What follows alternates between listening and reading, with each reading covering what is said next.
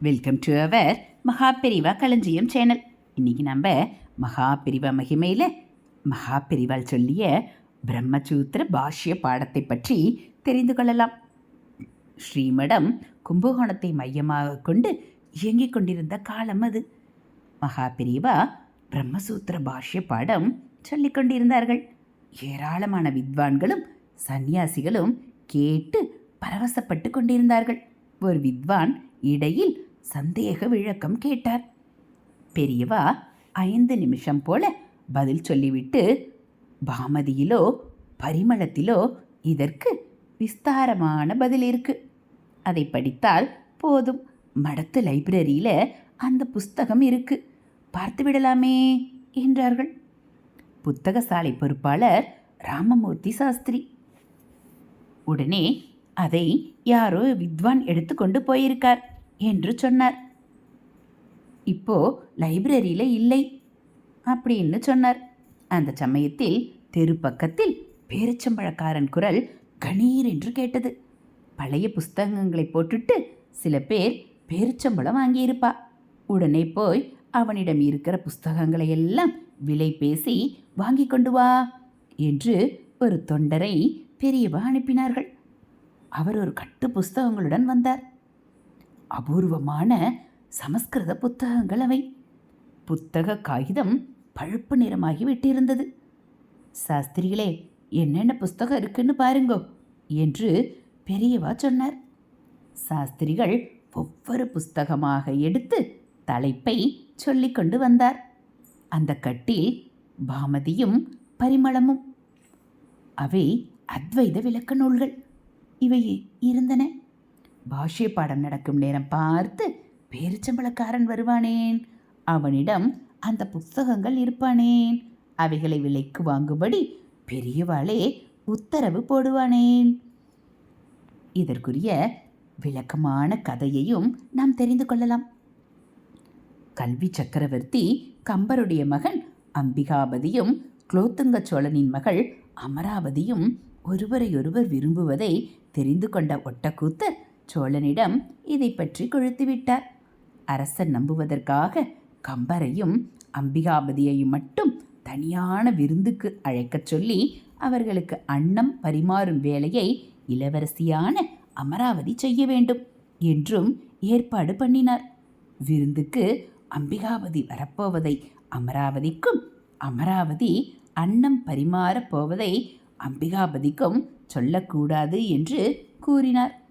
அப்போதுதான் அவர்களுடைய அன்பை கண்கூடாக அரசனால் காண முடியும் என்றும் கூறினார்.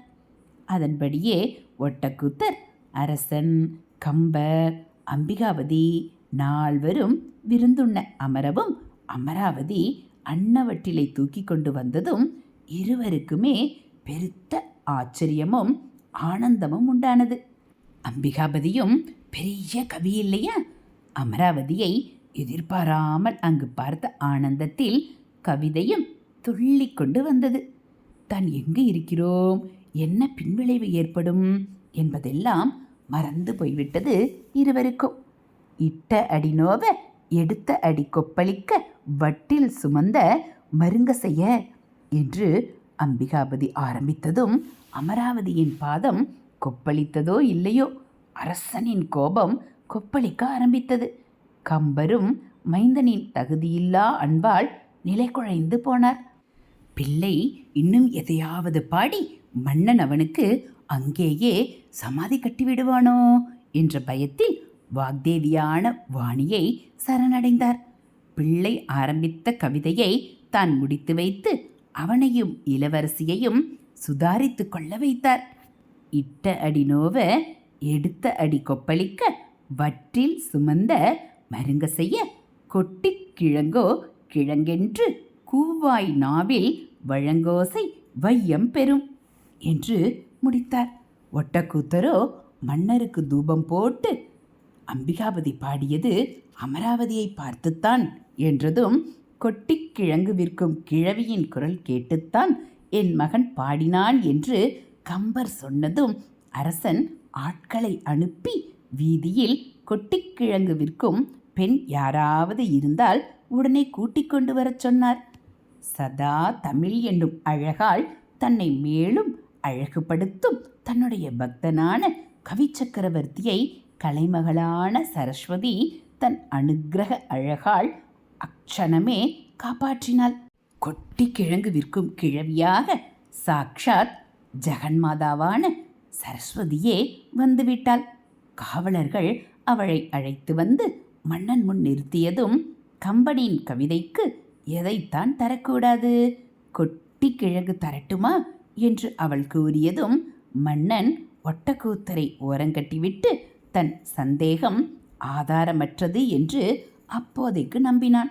வாக்தேவியை நாவில் நர்த்தனமாடவிட்ட கம்பருக்காக அம்பிகையான சரஸ்வதி கொட்டி கிழங்கு விற்க வரும்போது சாக்ஷாத் இந்திர சரஸ்வதியான நம் பெரியவா சங்கல்பித்தால் அம்பிகை ஏன் பாமதி பரிமளத்துக்காக பேரிச்சம்பளம் விற்க மாட்டாள்?